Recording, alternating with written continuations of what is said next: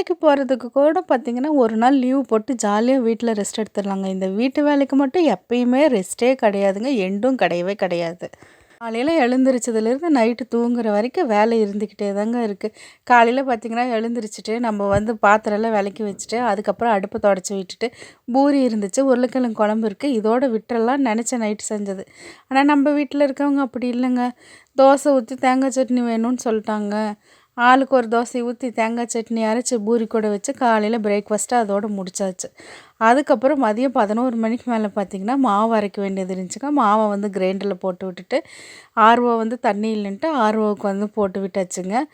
அதுக்கப்புறமா பார்த்திங்கன்னா மதிய சமையலுங்க. சௌசௌவும் பொல்லங்காயும் போட்டு ஒரு கூட்டு மாதிரி செஞ்சுட்டேங்க. தயிருங்க.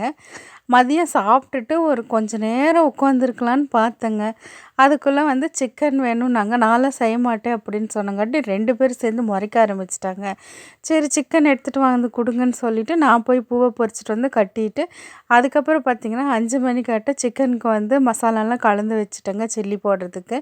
அப்புறம் சில்லி போட்டு கொடுத்துட்டு எல்லோரும் சேர்ந்து சாப்பிட்டுட்டு, அதுக்கப்புறம் பார்த்திங்கன்னா நைட்டுக்கு பிரியாணி செய்யலாம் அப்படின்னு சொல்லிட்டு நான் கிரேவி செஞ்சு வேலையை முடிச்சிடலான்னு பார்த்தேன். இவங்க பிரியாணி வேணும்ட்டாங்க. சரின்னு பிரியாணியும் வந்து செய்ய ஆரம்பிச்சாச்சுங்க.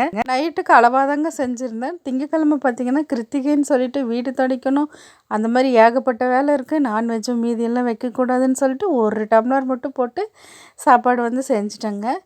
சமையல் வேலை செஞ்சுட்டு இருக்கும்போதே பார்த்திங்கன்னா பாத்திரம்லாம் இருந்துச்சு, அதையும் விளக்கிட்டு அடுப்பையும் தொடச்சி விட்டாச்சுங்க.